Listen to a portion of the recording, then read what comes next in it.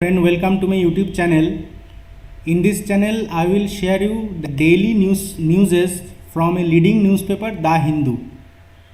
I will not only share the newses but also explore the related general knowledge with each newses.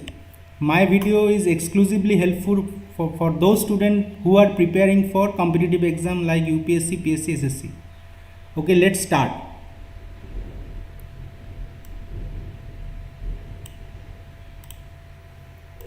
The first news is on April 19, 2022, wholesale price inflation climbs to 14.55% in March. So, what are they saying? This inflation climbs to 14.55% in March. Which inflation? Wholesale price inflation. Okay, and they are also telling one important point here.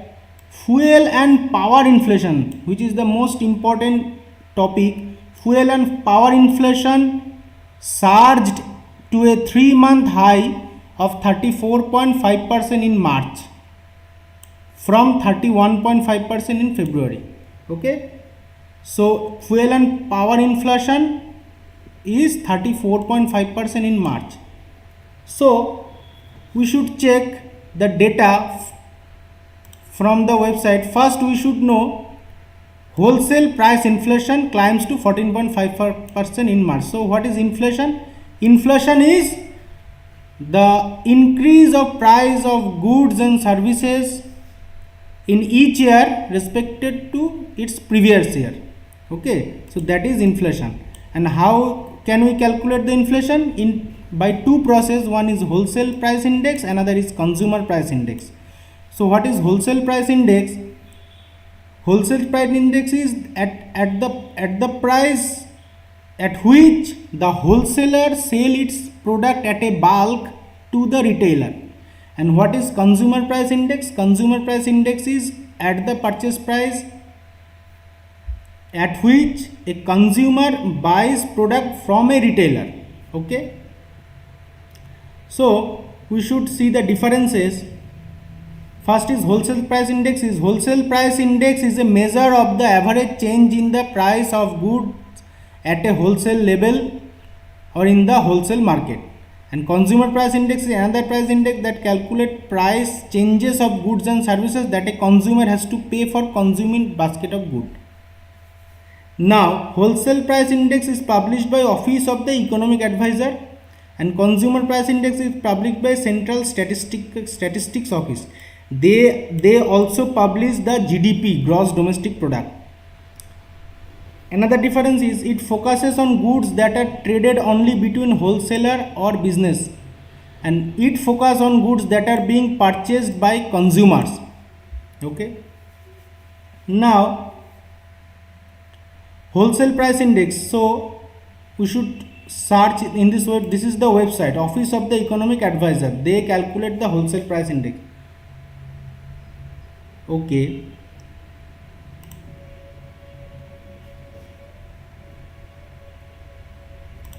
so what are they saying?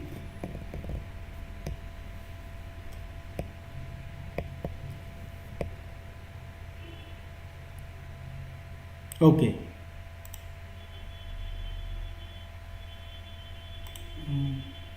fridge pen.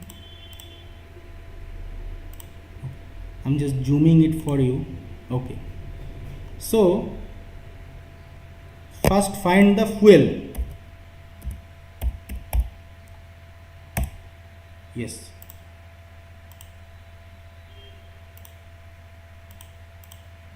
okay, so fuel and power.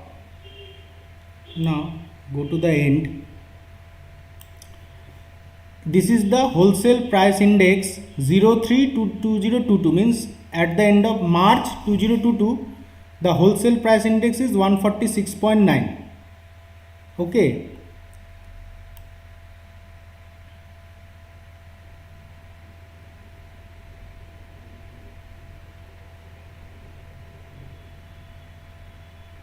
so in fuel and power category, in March 22 the wholesale price index is 146.9. So from where this data came, Government of India has taken a benchmark, that is they assumed that in March 2012, at March 2012, the value of any product is rupees 100, that is the base price. So inflation is calculated with respect to the value which is start from 2012, when a value of a price is assumed that it was rupees 100. Okay, so in March 2012 the value of fuel, let us assume, was 100, and in March 2022 the value become 146.9, so it is a increase of 46.9%. Okay, so but this is not the inflation. Inflation is calculated increase of value with respect to its previous year. Okay, so we should observe what is the value of fuel in March 2021. Let's go, let's color it. Okay, this is the value of wholesale price index in March 2022, and in March 2021, this is March 3 2021, this is the value of wholesale price index of fuel as per government. So what is the increase? That is known as inflation. So we will calculate here, equal to this minus this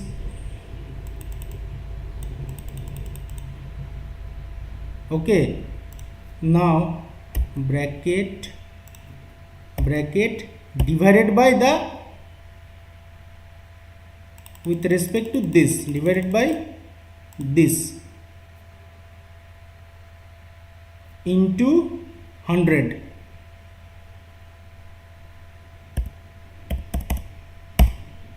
Okay, so this is the inflation. 34.52% is the inflation. Okay, and the news is also telling that fuel and power inflation surged to a 3-month high, that is 34.5% in March. Okay, so this is the process of calculation.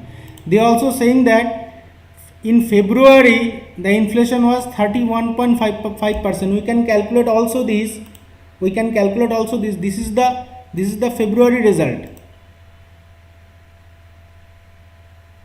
This is the February result in February 2022, and this is in February 2021. So what is the surge in price? What is the inflation? Equal to this minus this bracket divided by this into 100, 31.5%. Okay, so they are telling that 31.5% February. So this is the process they are calculating it. Okay, so this is why inflation is calculated with respect to wholesale price index, and this website is giving the wholesale price index. Okay, now press release. The government also released a press data, and they are also saying their press release, and they are also saying that in March 22 the inflation was 34.52% on fuel and power category. Okay, 34.52%. And also they are saying here in March 22 the fuel and power inflation was 34.52%, but in March 21 the inflation was 9.75%.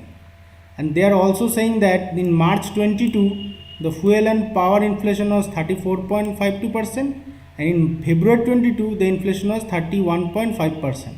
Okay, this is the press release by the Office of the Economic Advisor under Ministry of Commerce and Industry.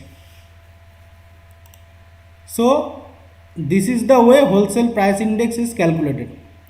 Now we should also look how the consumer price index, it is much important than wholesale price index. So consumer price index is how the consumer price index is calculated. We should look at the website, and the responsible website is Ministry of Statistics and Program Implementation, Central Statistics Office. Okay. Now here press release on new consumer price index for March 2022.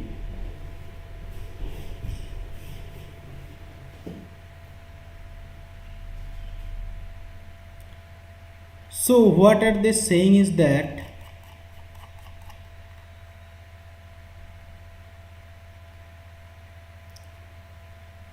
they are saying that base is 2012. Here it is written base 2012 equal to 100, means they assume that the price of goods in 2012 was 100 rupees.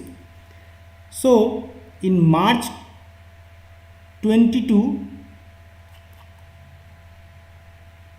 okay, here this is rural, urban and combined for the whole India. In March 22, no, okay, here. So look at this, March 22, take any kind of product, suppose the first product, cereals and products. In March 22, the consumer price index was 151.2, means the 100 rupees become 151.2 in March 22, and in March 21 the consumer price index was 141.1.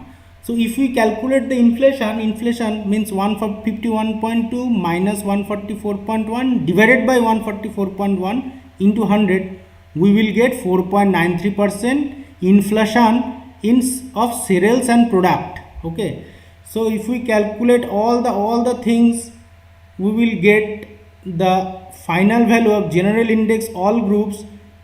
As per consumer price index, the inflation is 6.95%, and Government of India releases this data. As per consumer price index, the inflation is 6.95%. Okay.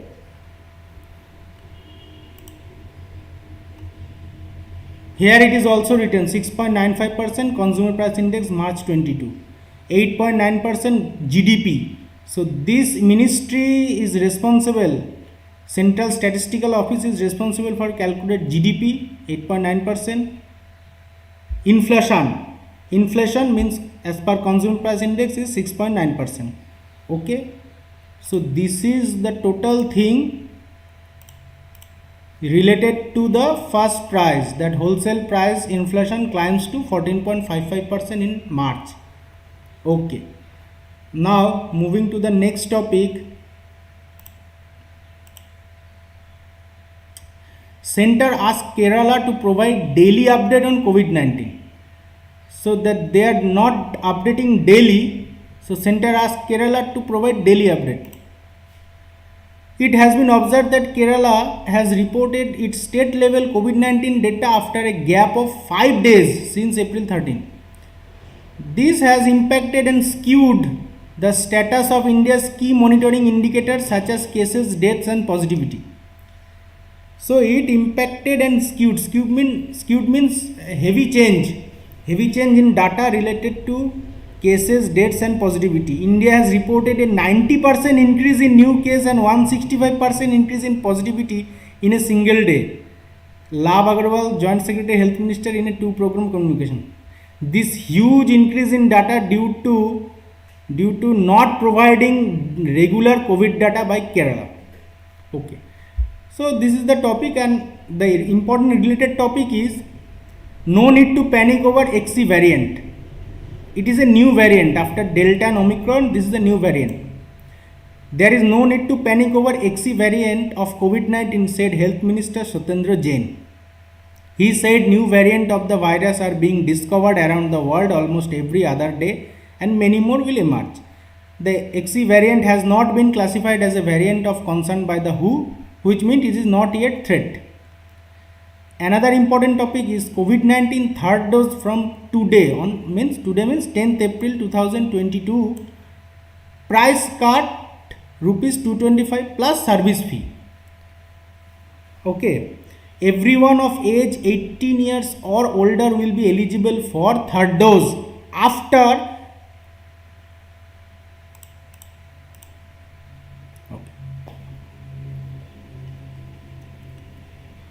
now everyone of age 18 years or older will be eligible for the third dose after 9 months or 39 weeks have passed since they got their second dose, the government said on Friday.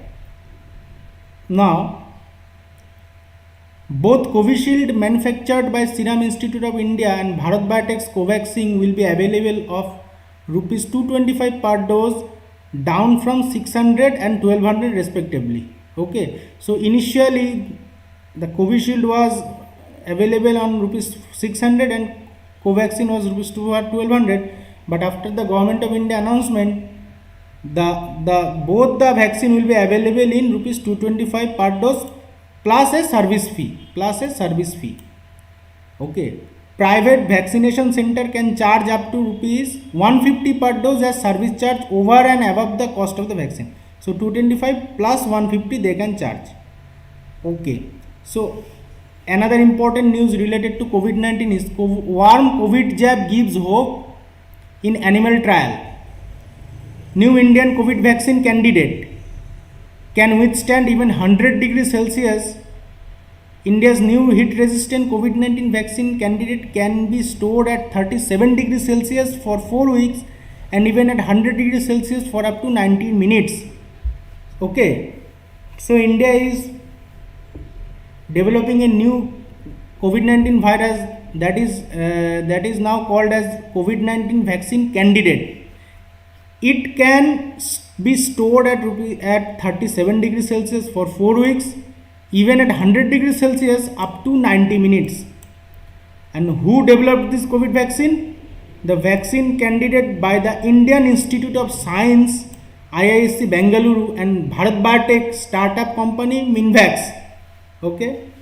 Now, Oxford AstraZeneca vaccine known as Covishield must keep between 2 to 8 degrees Celsius, and Pfizer should be cold storage at minus 70 degrees Celsius. Okay. So let's something know about COVID-19 vaccination of India. So India already administration over 1.8 billion doses. Okay. So what are the vaccine mainly distributed in India and approved by the government of India is Oxford AstraZeneca, manufactured by under license by Serum Institute of India under trade name Covishield. Covaxin vaccine developed locally by Bharat Biotech and then joined by Sputnik V, manufactured under license Dr. Reddy's Laboratory, and then Moderna, Johnson & Johnson, Zycov D, etc. Now know something about Oxford AstraZeneca.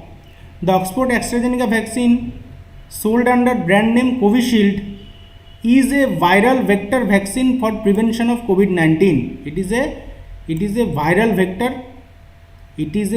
vector vaccine developed in the United Kingdom by the Oxford University and the British Swedish company AstraZeneca.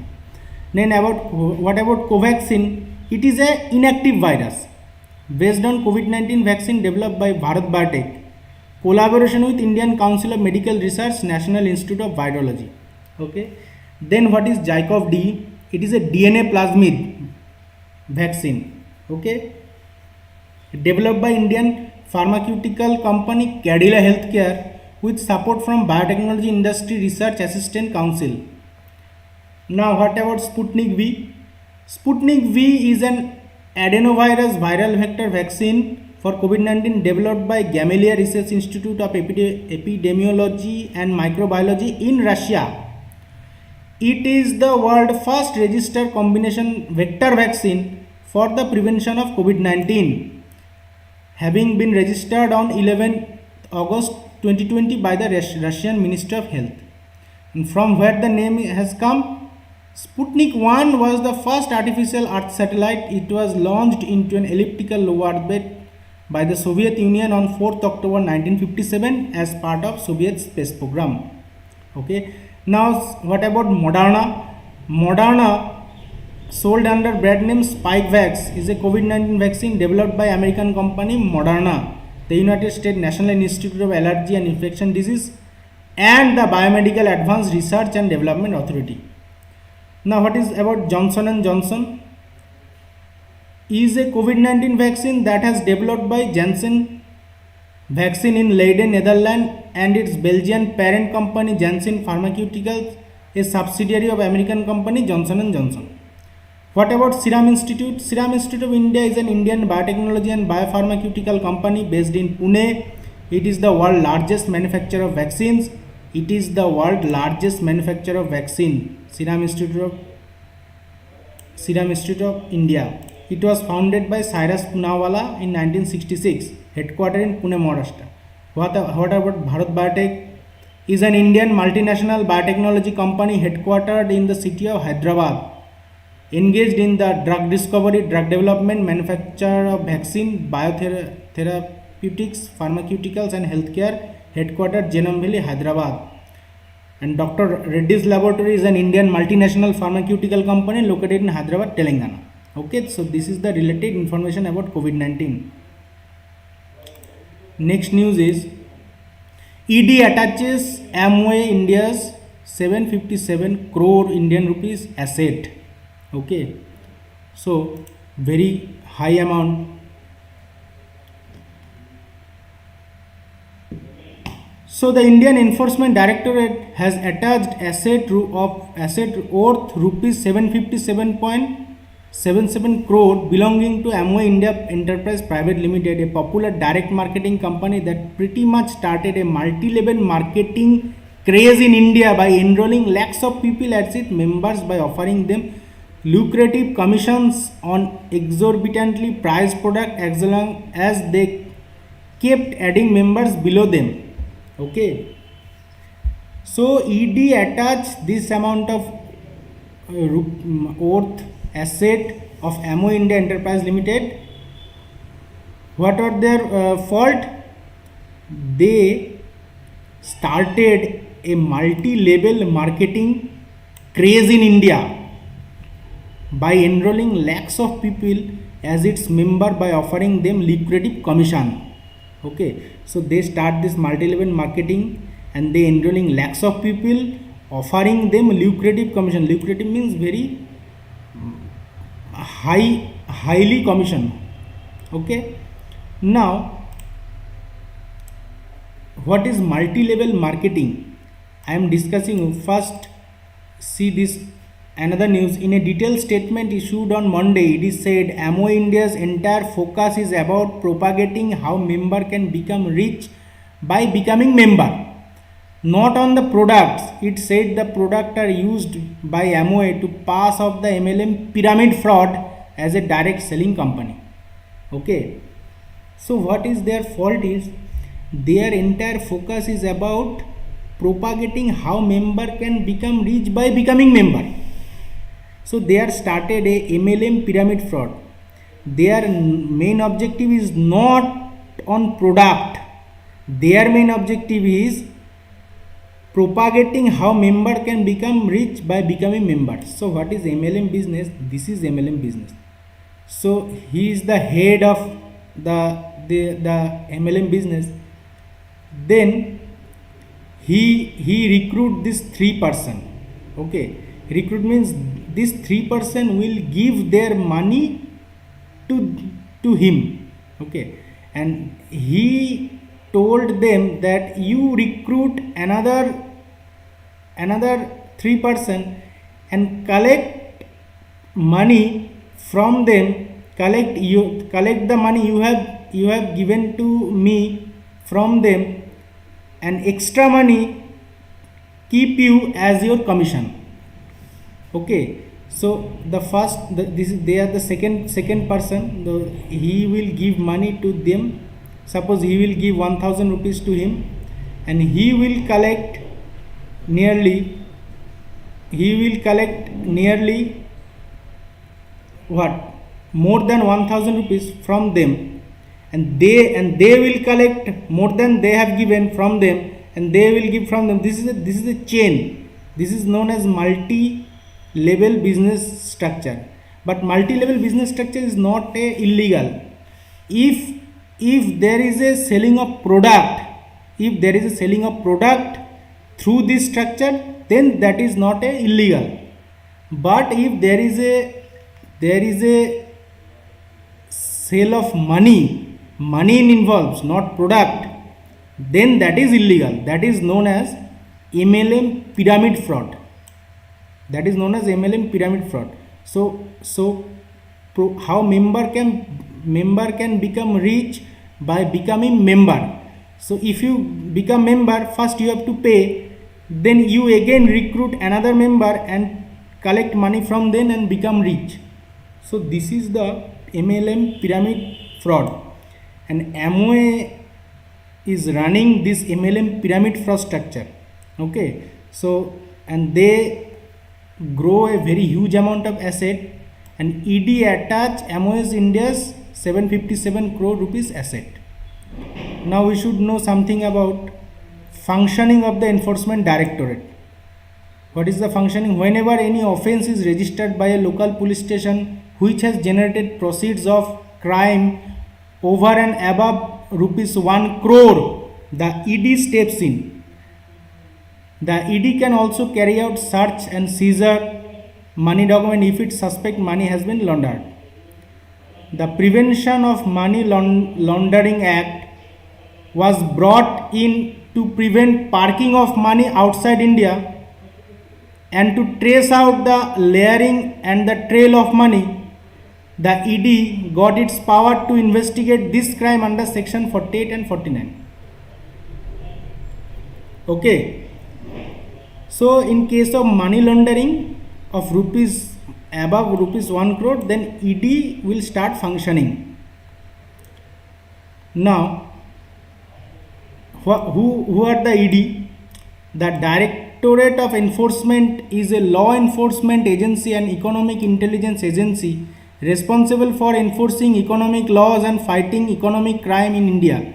It is a part of the Department of Revenue, Ministry of Finance, Government of India. It is composed of officers from the Indian Revenue Service, Police Service and Indian Administrative Service, as well as promoted officer from its own cadre. It is an executive body.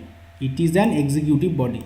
What is executive body? This body was established by the executive to speed up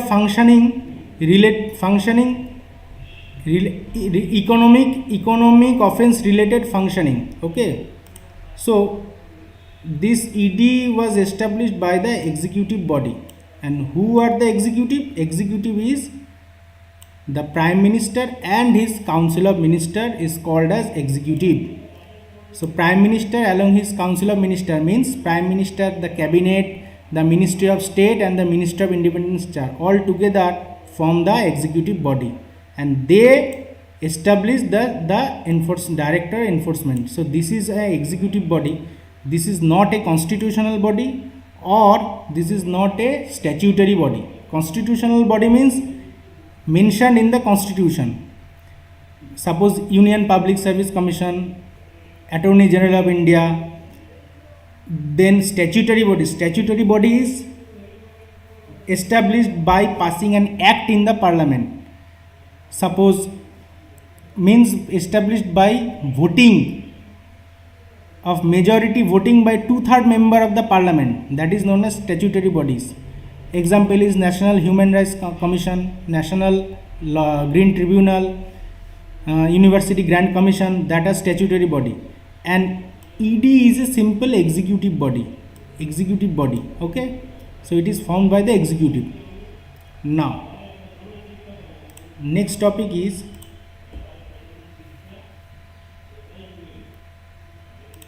I will not discuss any political news. I will discuss news related to general knowledge. This is important news. Autos to resume rides, cabs to continue start. Okay, what is this? Monday began on a distressing note for most commuters in Delhi NCR as auto rickshaws and taxis remained off the roads in protest against the rising fuel prices and unchanged fare. Okay, Many office goers who had a harrowing time finding cabs on ride hailing apps such as Ola and Uber ended up either reaching late to office or paying extra to drivers to make it to their destination of time. Okay.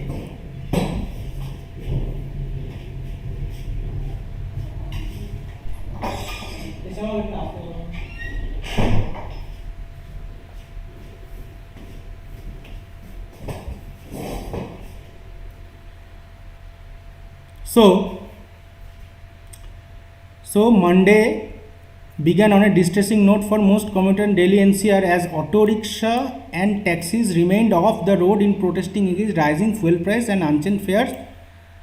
But from next day, autos to resume rides, cabs to continue start. Okay. Now we should know how are fuel prices determined in India. How the fuel price determined in India, and who determined the fuel price. Fuel rates are revised every day at 6 am in India, and this is called dynamic fuel price method. This makes sure that variation of global oil price throughout the day are transmitted and reflected to fuel users and dealers. Okay. Let us understand few terms before understanding how the fuel price determines. First is oil refineries, then come oil marketing company, then come dealer, then come user. First is oil refinery. These refineries buy or extract crude like West Texas Intermediate crude, Brent crude, OPEC basket crude, etc., and convert these crudes into petrol, diesel, aviation, turbine, fuel, biofuel, etc. Example of such refineries are Reliance Industry, Nayara Energy, Bharat Petroleum, Indian Oil, Shell, ONGC, Saudi Aramco, etc. So their function is to buy or extract crude and convert this crude into petrol, diesel, aviation fuel, turbine. Okay. So from burnt crude, they refine and convert this crude into petrol, diesel. Then oil marketing company. These are the companies who market the converted crudes, means petrol, diesel, to dealers and ultimately to user. Example of such refinery Indian Oil, Bharat Petroleum, Shell, SR, etc. So look, Bharat Petroleum is a oil refineries as well as oil marketing company. Okay. So Dealers are the people who are engaged into business of buying fuels from the OMCs and distributing them to user. They are distributor of fuel. Suppose the owner of petrol pump, they are the dealers. And users, we are the users of fuel for our vehicles. Also the airplane transport companies who buys the aviation turbine fuels from OMCs directly to keep their planes flying through the skies. Now, how the retail fuel price mechanism work? First is price at which dealers buys from OMC. First is price at which dealers buys from OMC. Add excise duty. Excise duty is central tax levied on certain good. Okay. Certain good means especially the non-GST good. Then add dealer's commission, then add VAT, value added tax. So value added tax is state tax which may differ from state to state. So central tax is excise duty, okay, and the state tax is value added tax. That all equal to retail selling price of fuel. Interesting fact is the amount you are paying for 1 liter of fuel consisting of average 75% tax. Okay. Now, who is the official regulator of fuel price? Apart from taxes, central government regulate the prices of fuel through base price and cap price at which dealers and OMC deal with each other, decided by the PPSC, Petroleum Planning Analysis Cell, Ministry of Petroleum and Natural Gas official website. This. So if you visit this website, we will get a detailed knowledge. So this is the website, Petroleum Planning and Analysis Cell. Now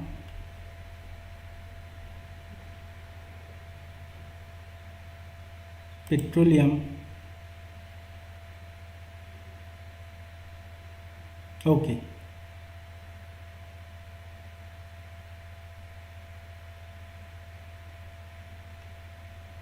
Prices. Okay. So, what are the raw prices? Petroleum prices under recovery, current. If we move this website,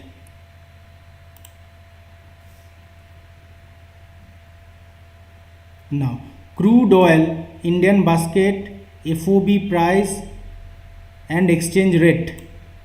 Crude oil in US dollar, dollar per barrel 106.03, in Indian rupees, rupees per barrel 8096.56.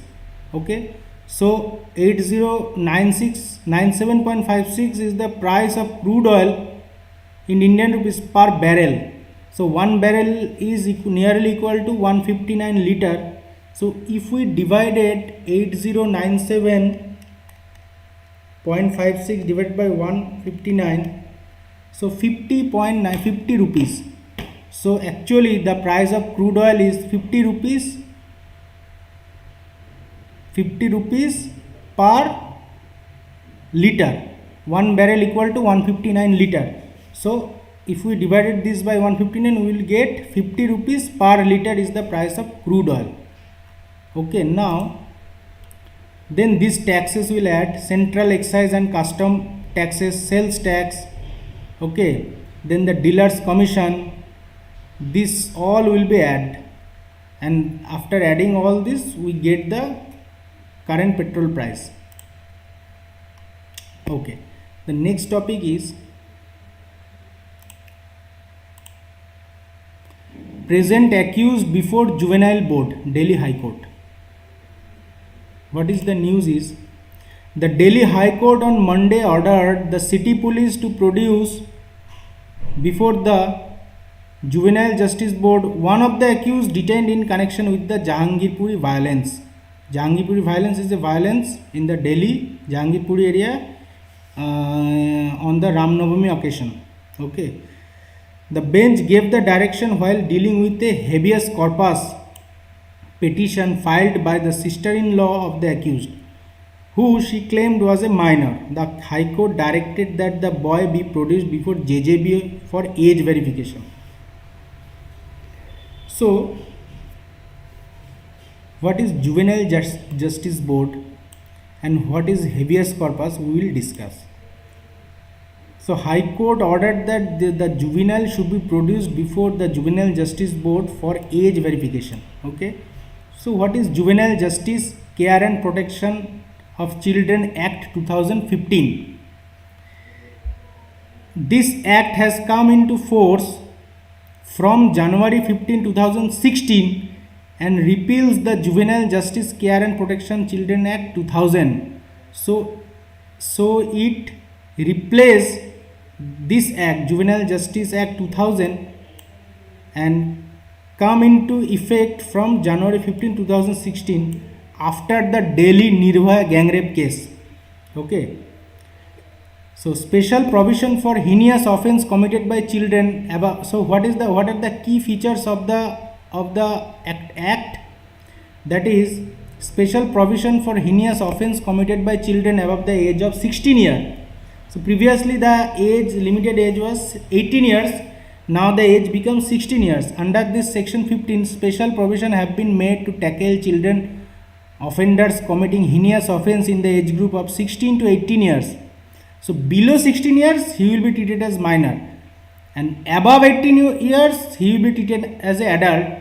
But between 16 to 18 years, this act will applicable, Juvenile Justice Act. Okay. The Juvenile Justice Board is given the option to transfer cases of heinous offence by such children to a children's court of session after conducting preliminary assessment. The provisions provide for placing children in a place of safety both during and after the trial till they attain the age of 21 years, after which an evaluation of the child shall be conducted by the children's court. After the evaluation, the child is either released on probation, and if the child is not reformed, then the child will be sent to jail for remaining term. Okay, the law will act as a deterrent for child offender committing heinous offense such as rape, murder, and will protect the right of victim. Another key features is separate new chapter on adoption to streamline adoption of orphan, abandoned, and surrendered children. Another is inclusion of new offences committed against children, mandatory registration of child care institutions. So this is the main part of the Juvenile Justice Act. Okay.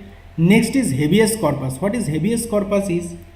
Habeas corpus means you may have the body is a recourse of law. Recourse means the correction of law through which a person can report an unlawful detention or imprisonment to a court and request that the court order the custodian of the person, usually a prison official, to bring the prisoner to court to determine whether the detention is lawful or not. Okay, so this is habeas corpus. So if the administration means if the police force imprison someone, okay, or capture someone and put him into jail, then he can file habeas corpus petition, okay, against the unlawful detention or imprisonment.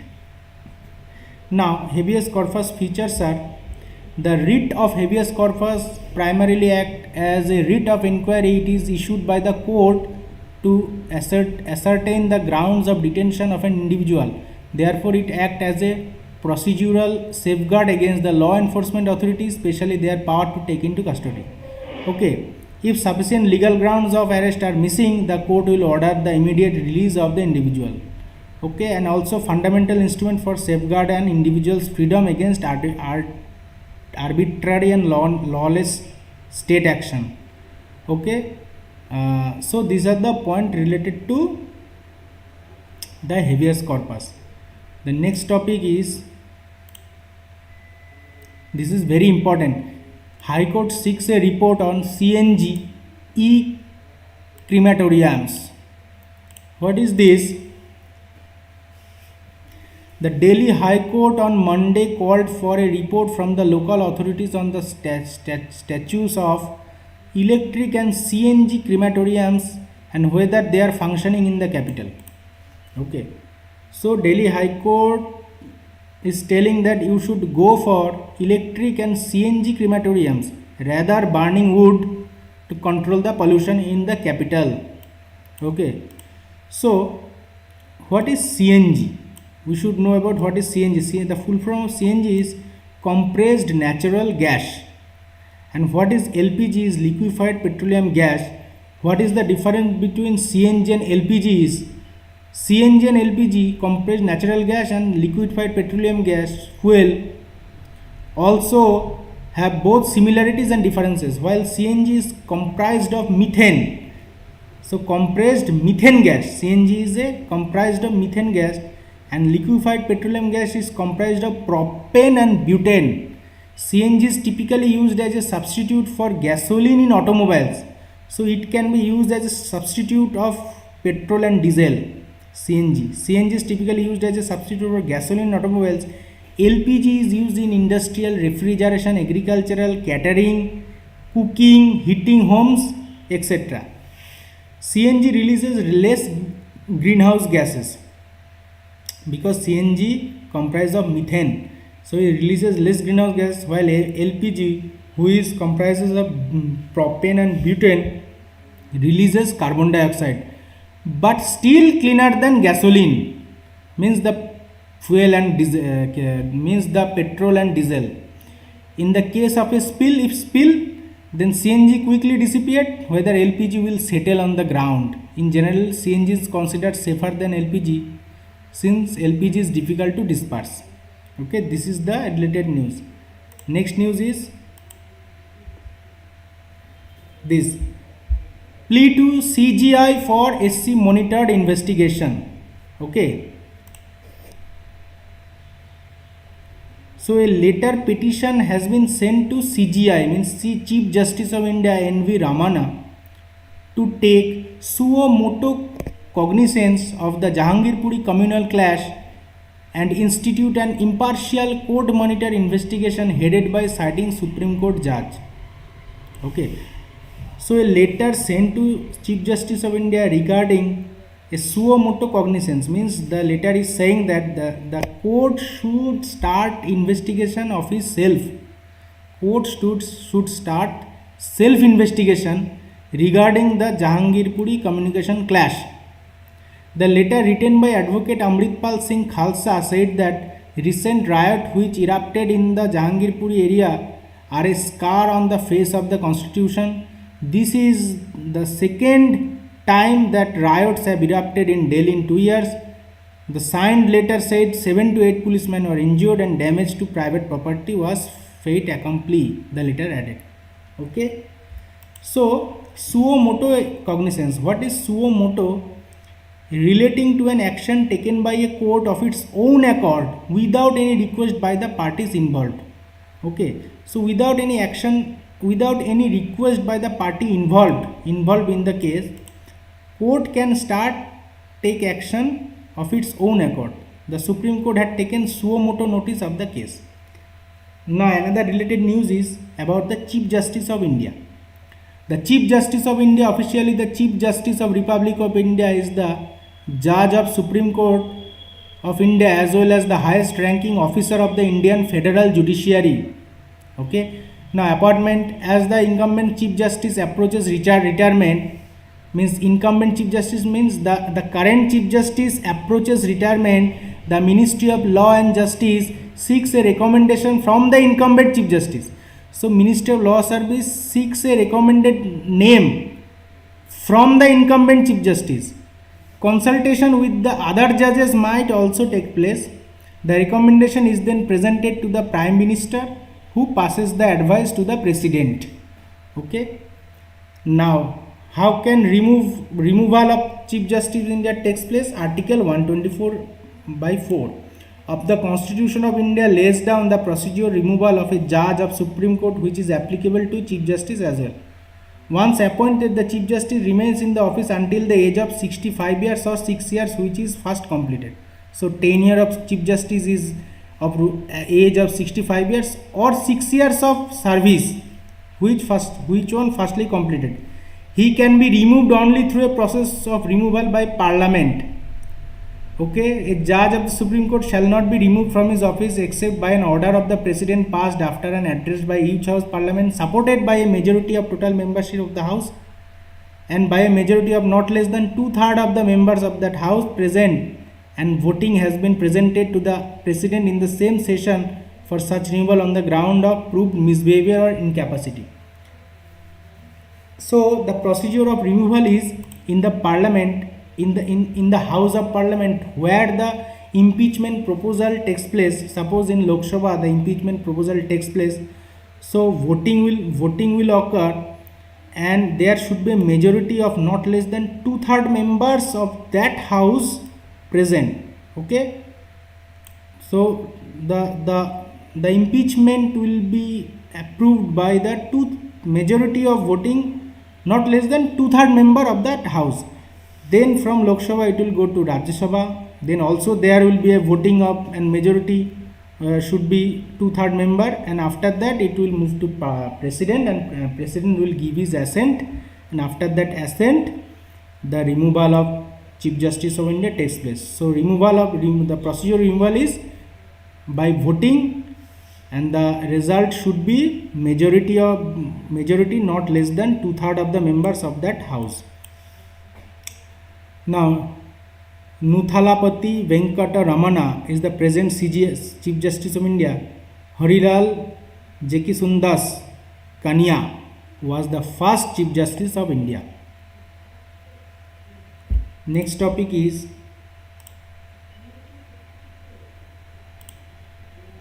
this: Governor not forwarding NEET bill to President and insult to Tamil Nadu citizen, CM. So what is the case is, Chief Minister M.K. Stalin on Monday said Governor R.N. Ravi not forwarding the NEET exemption bill to the President for his assent, despite the State Assembly having unanimously passed the bill. was an insult to the people of Tamil Nadu and an affront to the dignity of the house. So the State Assembly of Tamil Nadu has unanimously passed the bill. But which bill? NIT exemption bill. But the governor is not sending the bill to the president. So what is the bill? What is the bill to scrap NEET in Tamil Nadu? Okay, I have written all the website here. This is the news taken from Indian Express. Okay, so one of the best newspaper. The Tamil Nadu Assembly on Monday passed a bill to dispense with the national entrance cum eligibility test and allow admission to medical courses based on class 12 marks to ensure social justice. So what Tamil Nadu government has done, they demolished the NEET exam, dispense with the national entrance cum eligibility test and allow admission to medical course. So through NEET one student can take admission to medical course, but after dissolving the NEET, a student can take admission medical course based on class 12 mark. So who has a better class 12 mark, he can take admission in medical courses, not through the NEET. Okay. For which reason Tamil Nadu government passed this bill?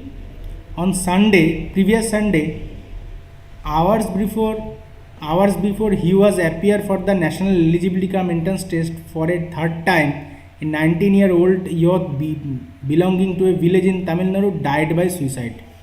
In fear of this test, he is appearing for the third time. In fear, he died by suicide, and just after this incident, Tamil Nadu government demolished the NIT exam procedure and allow admission to medical courses based on class 12 mark. Okay. Next topic. Noted Oriya singer Prafullo Kar passes away. So Prafullo Kar was an Oriya musician, singer, lyricist, writer and columnist. He received Padma Shri, the fourth highest civilian awarded by the Government of India in 2015 for his contribution in the field of arts. Okay, so Prafullo Kar passed away. Next is, yes, Rajasthan first state to get L-root server. What is this? Rajasthan first state to get L-root server. What is L-root servers? This server has been installed by the state government in association with the Internet Corporation for Assigned Names and Number. So installed by the government of Rajasthan in association with ICANN. With this ICANN root server, Rajasthan is no longer dependent on any root server for the domain name system. Okay. After this arrangement, now if there is a problem in internet connectivity due to any technical glitch or natural calamity in the whole of Asia or India, it will continue to run without any interruption in Rajasthan. Along with this, high-speed internet connectivity also be ensured. Significantly, Russia has become the first state in the country to set up an L-root server. So this is from the next is from page number 6.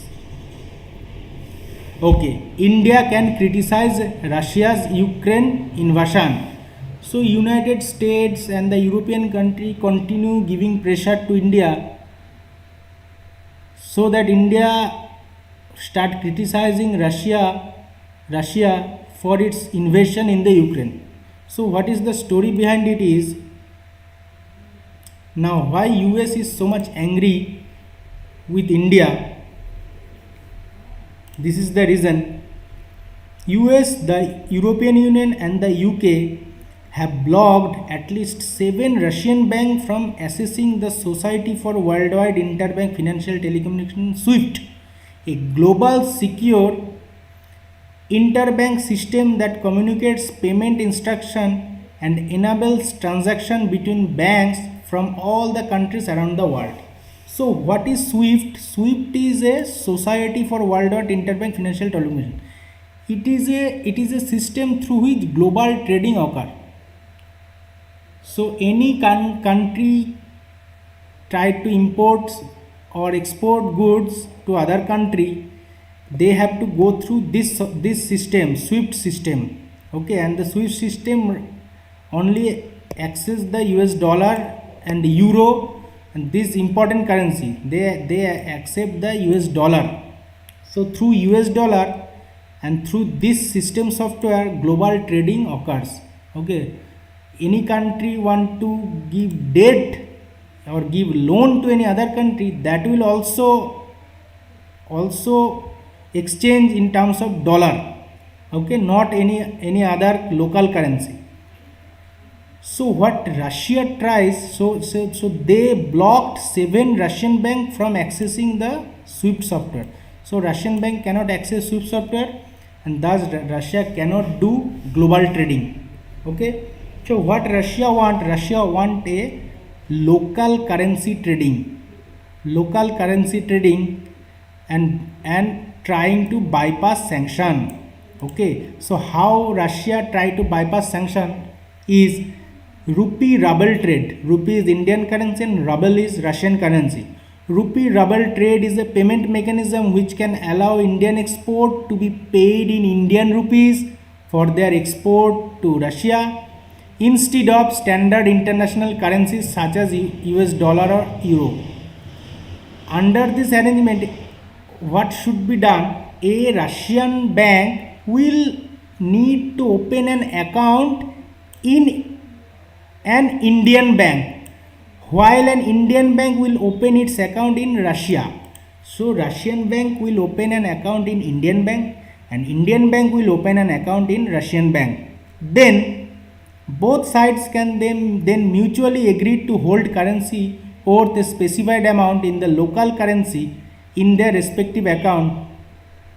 If the specified amount is rupees $100 million, then the Russian bank account in India will have rupees worth that amount, while the Indian bank account in Russia will have the rubles worth that amount.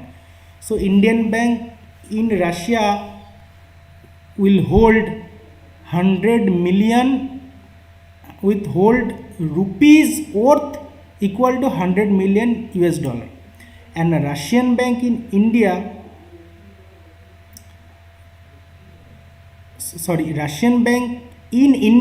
will have rupees worth equal to $100 million, and Indian bank in Russia hold ruble equal to amount of 100 billion US dollar. Okay, so an Indian bank will open an account in Russian bank and hold an amount in Russian unit in ruble equivalent to rupees $100 million, and a Russian bank will open an account in India and hold Indian rupees equivalent to 100 million US dollar. Then what is the easiest thing is there has to be a notional value of equivalence, say in euro dollar, to which the value of the rupee and ruble will be pegged. So with respect to euro or dollar, rupee and ruble will be pegged, means $1 equal to how much rupee and $1 equal to how much ruble. So 1 rupee equal to how much ruble or 1 ruble equal to how much rupee will be pegged, and exchange value has to be mutually decided. Once the payment mechanism is in place, the Indian exporter, this is the facility will gain, Indian exporter can be paid in rupees from the Russian bank's account in India. Okay, and imports from Russia can be paid with rubles from the Indian bank account in Russia. So if any businessman in India exports something, he will pay in rupees. He will pay in rupees to the Russia who has an account in the India. Okay, and he imports something from Russia, he will pay Russia in ruble from the Indian bank in Russia. Okay, so if he exports something to Russia, he will pay the Indian exporter can be paid. Indian exporter can be paid. So if India exports something to Russia, then the Russian bank will pay in Indian currency to the Indian exporter. And if India imports something from Russia, then India will pay in ruble to the Russian bank which already has an account in the Russia. So this is the process. Okay, so India has a bank in Russia and hold currency in ruble. Russia has a bank in India, hold currency in rupees.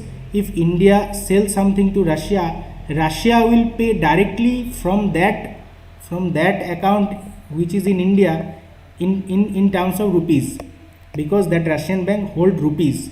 Okay, and if India imports something from Russia, then India will pay in terms of ruble to Russia from the Indian bank which is in Russia.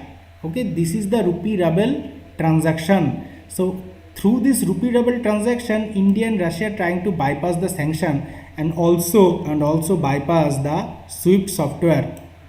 So this is the main concern of this country, United States, European Union and UK, and they continuously criticize India so that India start talk against Russia's Ukrainian invasion.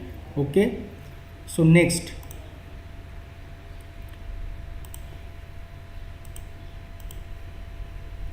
okay, the right price. The Telecom Regulatory Authority of India's latest recommendation. Okay, we will see in detail. What is this? TRAI, Telecom Regulatory Authority of India. This is a regulatory board. Okay, this is a regulatory board. Suppose SEBI is a also regulatory board in share market. So TRAI might need to revisit its recommendation to ensure viability of telecoms.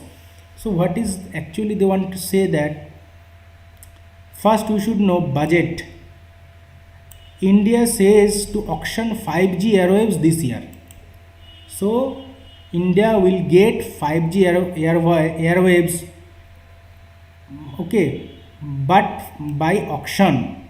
So whoever goes for the lowest price, Indian government will give him the work order, okay, for the 5G airwaves. The finance minister said on Tuesday the country will auction 5G airwaves this year, kicking off a rollout next generation telecom services in the world's second biggest wireless market by the end of March 2023. So the company who will provide 5G service to the consumer in the least price, that company will give the 5G tender. Now, what is the latest TRAI recommendation? The latest TRAI recommendation is the Telecom Regulatory Authority India recommended of cutting spectrum prices for 5G airwaves by 35 to 40%. Okay, so TRAI cut the price 35 to 40% in favor of industry, so that industry can participate. That's why TRAI cut this price. The time period for which the band can be kept be limited to 20 years. So for 20 years, that telecom industry can provide service, and if the airwaves are sold for 30 years, the base price multiplied by 1.5 times. So the base price after cutting 35 to 40%, it will be active for 20 years, and if sold for 30 years, the base price will multiply by 1.5 times. This is the point of concern. So what is the concern is Telecom Industry Body Cellular Operation Association of India, which counts all the three major private telecom players, Bharati Airtel, Reliance Jio Infocomm and Vodafone Idea, as its member, in its statement said that the price recommended by TRAI was too high despite extensive consultation with them. So the 35 to 45% is also too high. They need more reduction in price. It also, they actually wanted that the cutting spectrum price should be 90%. Okay. It has also said that the regulator moves to recommended this price only for 20 years, despite the government decision to allocate any new spectrum auction for 30 years. So they want 30 years and 90% cut, but the government, what TRAI is doing 30 to 45%, 35 to 40% cut, and for 20 years. And if they want for 30 years, base price will multiply it by 1.5 times. So this is the concerning point. Next is Sri Lankan lesson for India. So what lesson India can gain from Sri Lanka? So why is Sri Lanka under a state of emergency? Sri Lanka's economic crisis can be traced to two key developments in the immediate past. Economic crisis can be traced to two key developments. One is the Easter Sunday bombings of 2019 that deterred tourism, and the pandemics since early 2020 that stalled recovery and further drained the economy. Also, the Rajapaksa regime made policy choices that are now proving to be costly. It cut government's tax revenue substantially and rushed into an organic only agriculture policy that will likely slash this year's harvest by half. Now, how India help? India helps Sri Lanka by providing 2.4 billion USD line of credit. 2.4 billion USD line of credit. Line of credit means it's a like credit card. You have a upper limit of 2.4 billion and you have to repay the amount you have used only. So difference in line of credit and loan is total loan amount you have to repay with interest. But in case of line of credit, you have to repay the amount you have used only. Suppose out of 2.4 billion, Sri Lanka used only 1 billion. So they have to repay the 1 billion with interest. This is line of credit. Again, India traders have started loading, already transferred 40,000 tons of rice. Another is India delivered 40,000 metric ton of diesel to Sri Lanka. Okay. What is the latest trade relation between Sri Lanka and India is Brandix Lanka. Brandix Lanka Limited, the second largest garment exporter of Sri Lanka, has set up operation in Vishakhapatnam. And from India, WEL completes 168 mega power project in Sri Lanka. Okay. India's engineering major Bharat Heavy Electric Limited has executed. Bharat Heavy Electric Limited is a public company. Public company means government has a share of 51% and or more, and private company has a share of 49% or less. So Bharat Heavy Electric Limited has executed a 168 megawatt combined cycle power project in Sri Lanka, the first export order from an independent power producer. Next is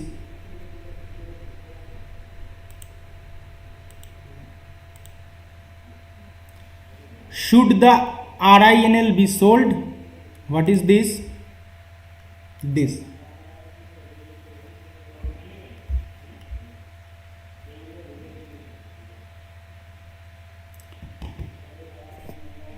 In the financial year 2021-22, Rashtriya Ispat Nigam Limited RINL, the corporate entity of Vishakhapatnam Steel Plant, this is the Vishakhapatnam Steel Plant, VSP, registered the best ever performance since its inception.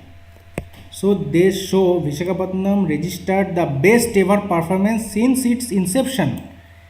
Matlab from inception means the date from when it started its manufacturing. It recorded a sales turnover of rupees 28,000 crore, which is almost 56% above the sale of its corresponding previous year.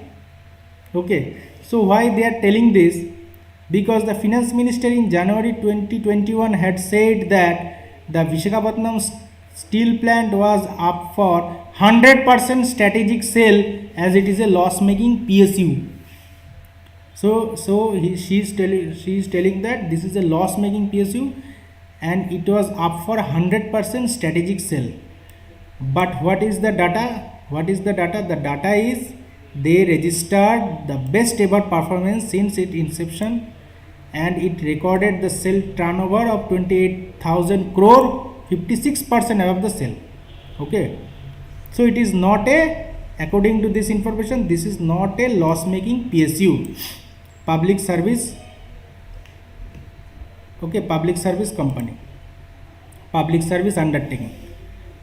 So what is 100% strategic sale?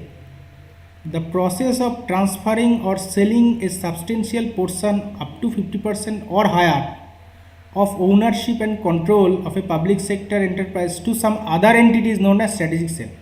So government want to sell, if government sell 50% on higher share to some private entity, then it is known as strategic sale. And finance minister is saying that 100% strategic sale means total 100% she want to sell, total 100% Vishakhapatnam steel plant she want to sell to the private company. Okay, so this is the news. Next is the UK Rwanda asylum plan. United Kingdom Rwanda asylum plan. What is this? So it is UK and Rwanda is an African country, nearly 6,500 kilometer distance. So what is this? How will the Rwanda asylum scheme work? On Thursday, the UK and Rwanda unveiled a new deal that will see some asylum seekers given a one-way ticket to the East African nation. So what is this? Actually UK become very populated due to large amount of invasion from the African country. Okay, so UK has done a deal of Rwanda that will see some asylum seekers given a one-way ticket to the East African nation. So the asylum from UK will give a one-way ticket to Rwanda, means they cannot go back to UK, they will have to stay to Rwanda or they will go to their original country. So what is the scheme is? The scheme will focus mainly on single men arriving in the UK illegally in small boats or lorries. So it is mainly for single men, not family men. People who have arrived in UK by such means since January 1 may be sent to Rwanda where their asylum claim will process. So people in UK came after January 1 and also a single will be sent to Rwanda, and after going to Rwanda they will claim for asylum. They will claim for asylum in Rwanda, not in UK. While their claims are being considered, they will be given accommodation and support and would be free to come and go from their lodging at all times. So the duration of their claim is considered. So the Rwanda government needs some time to consider their claim of asylum, and during that time they will be given accommodation and support freely and also free to come and go from their lodging, means, and also they can go and come from their original birthplace to Rwanda at all times. And British government also contribute some of the cost. Okay, that's why Rwanda agreed with the deal. Those whose asylum claims are accepted would be helped to build a new life in Rwanda with up to 5 years access to education and support there, the UK government says. So whose asylum claims are accepted by the Rwanda government, they can build a new life in Rwanda and up to 5 years access of education and support there. So government will give support, ration and education to those asylum whose asylum claims are accepted. Those whose claims are rejected will be given the chance to apply to remain in Rwanda or be removed to their country of origin or another country where they have the right to reside. So if their claim rejected by the Rwanda government, they have a chance to apply to remain in the Rwanda. So they can apply to remain in the Rwanda, but or be removed to their country, or they should go to their original country. Okay. The UK government has said the first asylum seekers could be flown to Rwanda within weeks. Now, what is capital city of Rwanda? That is Kigali. Next topic is understanding the additional airbags mandate for vehicles. What is this?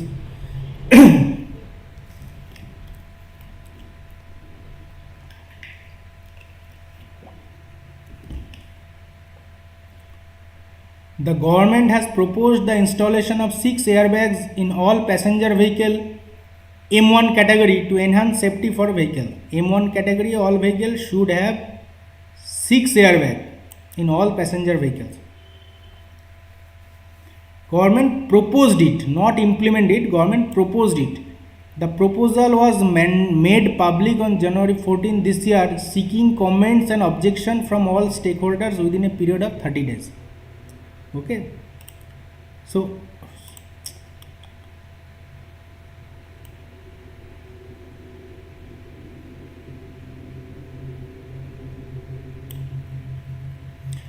now, what is M1 vehicle? M1 category vehicle. This is the category of vehicle L, L1.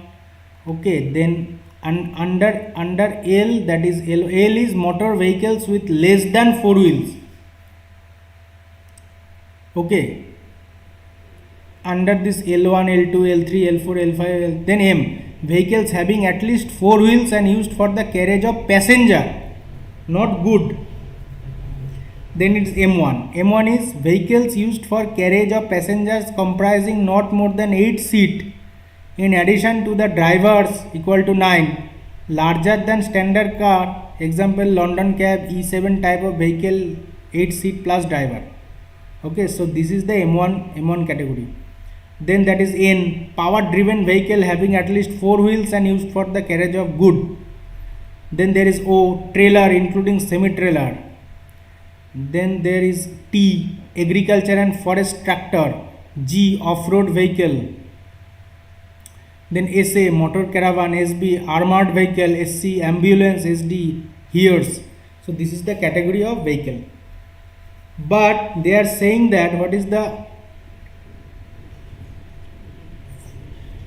the fault is automobile market analyst Jatto Dynamics stated that installation for additional airbags in vehicle would increase its cost by rupees 17,600. So this is the loopholes. Next is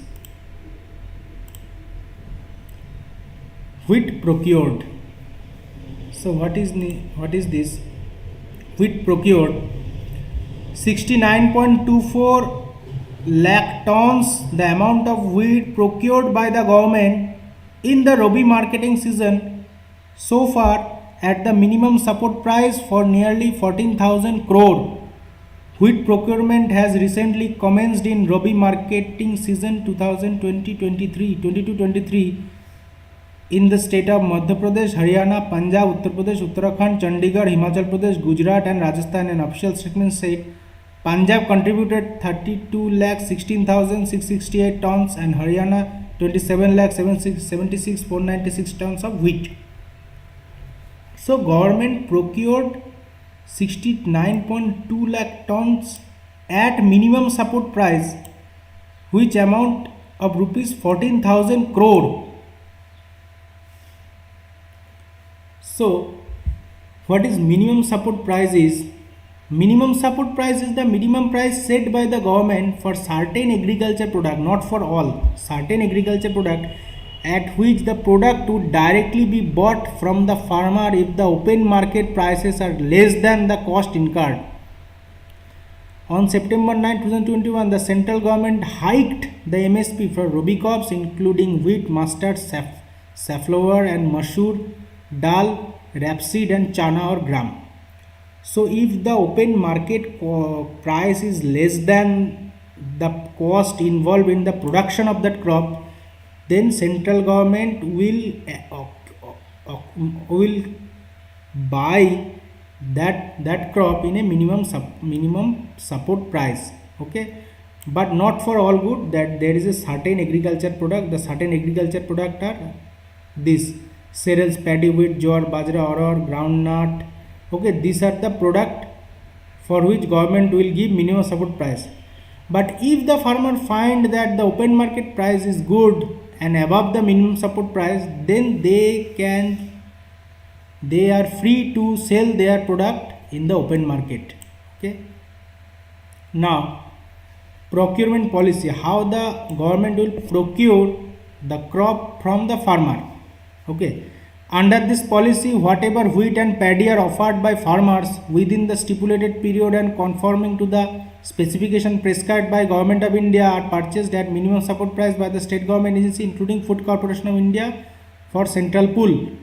Okay, so there are two methods. One is centralized procurement system, another is decentralized procurement system. What is centralized is the procurement of food grain in central pool are undertaken either by Food Corporation of India directly or state government agency procure the food grain and hand over the stock to FCI for storage and subsequent issue against Government of India allocation in the same state or movement of surplus stock to the other state.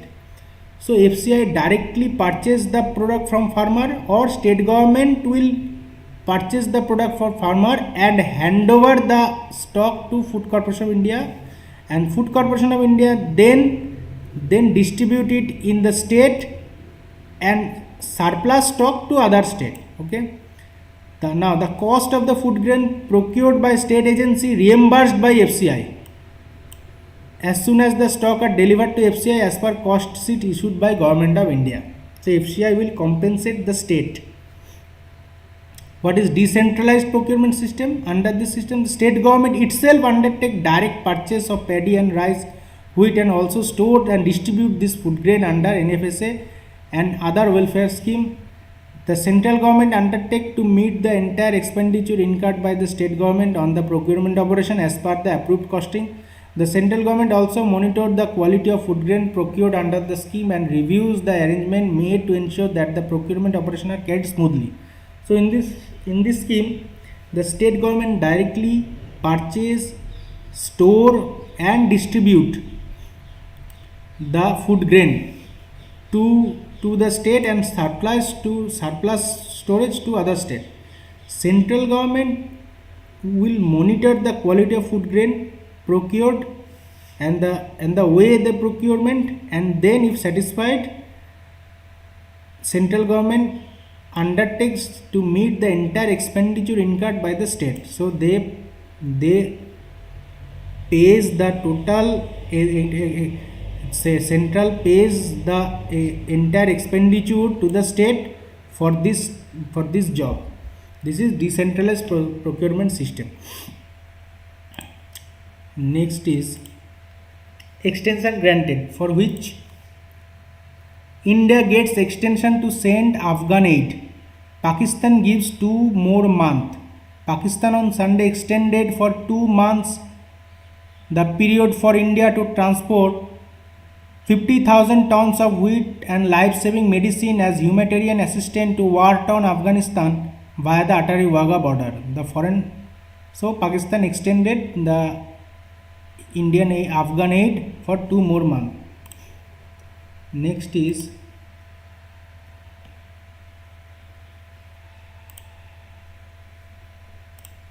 this. Lieutenant General Manoj Pandey is new army chief. He is new Lieutenant General Manoj Pandey. The Vice Chief of Army Staff Lieutenant General Manoj Pandey has been appointed the 29th Chief of the Army Staff A Defense Ministry statement said on Monday. He is the first officer from the Corps of Engineer and also the first from combat support arms, the combat arms being infantry, artillery and armored, to head the 1.3 million Indian army. He will take over on April 30 when the incumbent of General Manoj Naravane is set to retire. Okay. So General Manoj Pandey will be the new army chief. Who is the Navy chief? Admiral Karambir Singh. And who is the Air Force chief? Air Chief Marshal Rakesh Kumar Singh Bhadauria. Next topic. This. PM to open a slew of project in Gujarat. What is this?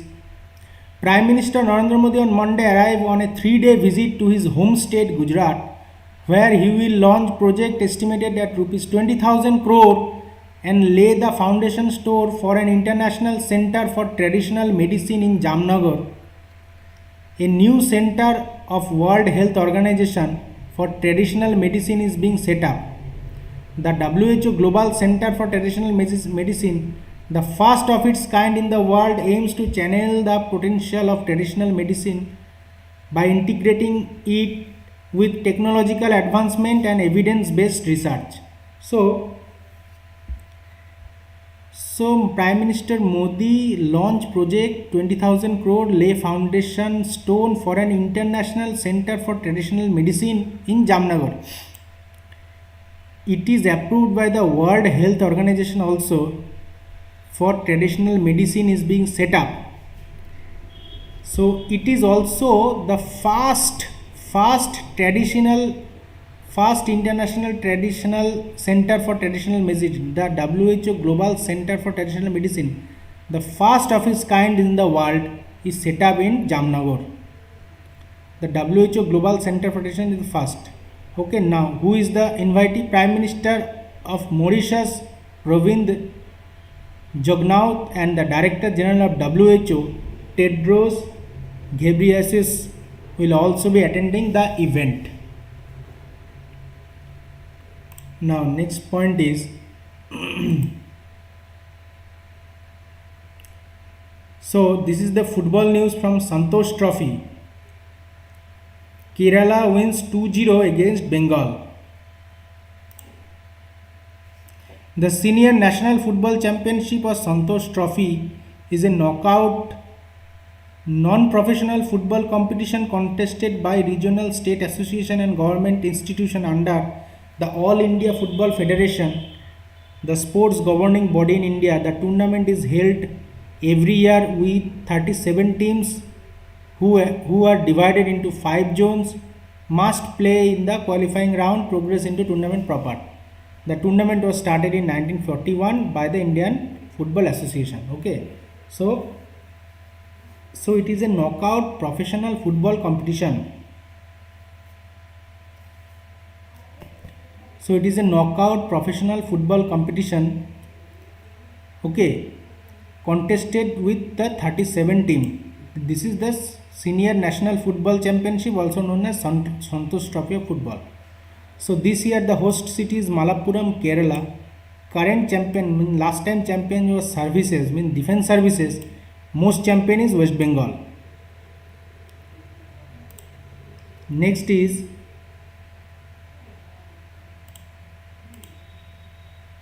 Indian girl cruise to victory. In which sport? The Indian team warmed up with 3-0 victory over Singapore in the inaugural match of the Asia-Oceania World Junior Tennis event at the DLTA Complex, New Delhi. So New Delhi hosts the Asia-Oceania World Junior Tennis competition, and in the inaugural day, India win 3-0 over the Sri Lanka. It is a junior tennis competition. Next is this. Life insurance first year premium rose 13% in fiscal year 2022. So what is this news? Life insurance companies reported first year premium rose almost 13%. to more than 3.14 lakh crore for the fiscal year ended in 31. So all the life insurance companies has gained a very good profit. Okay, so LIC's market share was 63%, while the 22 functional private insurers increased their share to 36.7%. So after privatization of LIC, the LIC is in profit. LIC is gaining profit. Okay. The first year premium of private life insurance companies increased 22.7% to 1,15,503.15 crore. So LIC's market share was 63.3%. Previously it was 66.2%. And the 22 functional private insurance share was 36.7%. Previously it was 33.8%. So they are increasing their share and they are also gaining profit. Next news is Ashok Leyland enters used CV business. What is this? This type of question can come. Commercial vehicle manufacturer Ashok Leyland Limited signed a pact with Mahindra First Choice Wheels Limited to unveil an exclusive hybrid ecosystem for used commercial vehicle business, CV business. So this type of question can come. Which company has a sign a MOU with which company? So Ashok Leyland signed a pact with Mahindra First Choice Wheel Limited. So Ashoka Leyland enters used CV business, means Ashoka Leyland start using used commercial vehicle, already used commercial vehicle. So with this used commercial vehicle they start business and sign a pact with Mahindra First Choice Wheels Limited to unveil an exclusive hybrid ecosystem for its used commercial vehicle business. Next important point is this is very important point. State must cut freebies, raise spending, SBI report. What is this? Several states are spending high amount on populist schemes such as farm loan waivers and with the GST compensation from the center ending in June. They need to prioritize expenditure in accordance with the revenue received according to report by State Bank of India. So state should cut freebies. Freebies means the free, everything for free. Farm loan waivers and many other loan waivers, many direct money transfer. States should stop. Okay. In some instance, GST revenue from center forms more than a fifth of a state tax revenue, while they themselves had been spending on economically unsustainable freebies. Okay. So why is SBI saying this? Because it may be noted that some state had been demanding an extension of the GST compensation scheme for 5 more years. So states are demanding for GST compensation for 5 more years. What is GST compensation? We should know. The center had committed to compensate state for any revenue loss on account of the transition to GST, which was rolled out in 2017 for a period of 5 years ending in 2022. So in 2017, when the GST is applied, the center has committed to state that if any kind of losses they face in the duration of 5 years, the center will compensate all kind of losses. Okay. Now state are demanding that this compensation scheme should be extended for another 5 years. So center should continue compensation for another 5 years. But the SBI noticed that the state themselves had been spending on economically unsustainable freebies. Okay, and after that they are crying for GST compensation for another 5 years. Okay, Now we should know something about goods and service tax. What is GST? GST is an indirect tax or consumption tax. What is indirect tax means? The consumer is not paying the tax to government directly. Suppose income tax is a direct tax, but indirect tax is GST, means the consumer will pay the tax to the retailer to the wholesaler, and wholesaler to the government. Okay, so this is indirect tax used in India on the supply of goods and services. It is a comprehensive multi-stage destination based tax. So it is a comprehensive multi-stage and destination based tax. Comprehensive means because it has subsumed almost all the indirect taxes except a few state tax. So it subsumed all previous indirect tax, and it is a combined of all previous indirect tax. So that's why it is a comprehensive tax. And then it is multi-stage. Multi-stage means the GST is imposed at every step in the production process, but is meant to be refunded in all parties in the various stages of production other than the final consumer and as a destination based tax. So multi-stage means it is levied in each and every stage, means the consumer will have to pay the GST to the retailer. Again, the retailer has to pay the GST to the wholesaler. The wholesaler has to pay the GST to the production. So in each and every stages the GST is levied, but also it is every step production, but is meant to be refunded to all parties. But also it is to be refunded means if someone buys something after paying GST, if he wants to sell the thing, after selling the product, he again have to pay the GST to the government. Okay, so see, he has to pay the GST twice, in the time of buy the product and in the time of selling the product. In the both time the public has to pay the GST to the government. But if already one time they have already paid, suppose in the time of buying they have already paid, so if he again paid in the time of selling, that GST will be refunded. Okay, so it is meant to be refunded to all parties in various stages of production other than the final consumer, means the final consumer has only to pay the GST, he will not be refunded. Okay, and it is a destination based tax, means it is ended with the final consumer.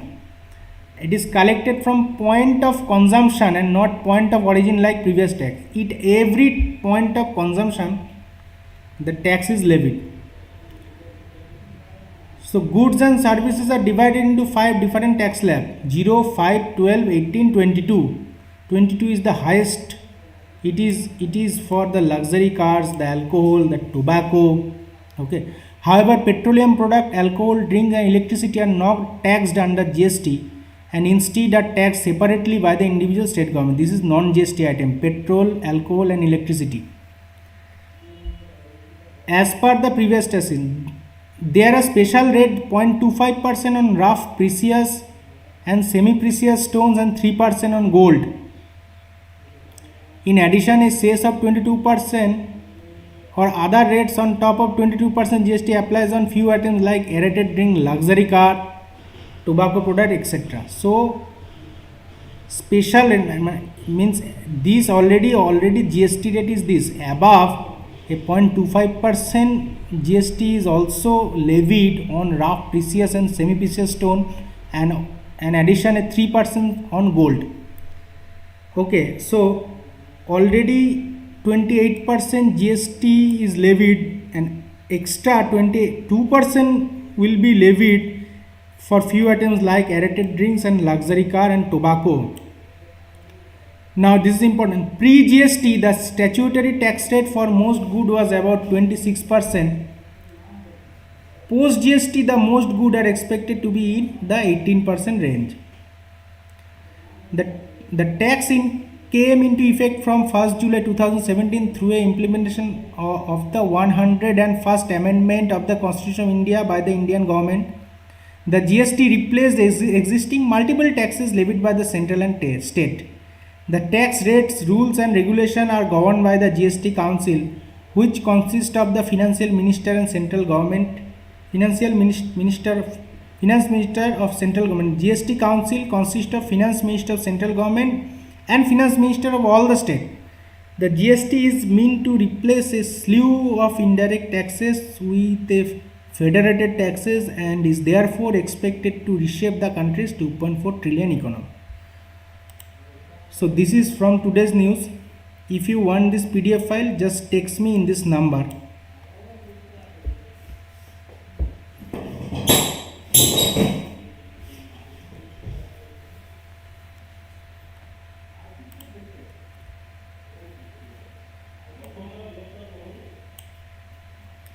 So guys, if you like my video, please like and subscribe my channel. We will meet next day. Thank you.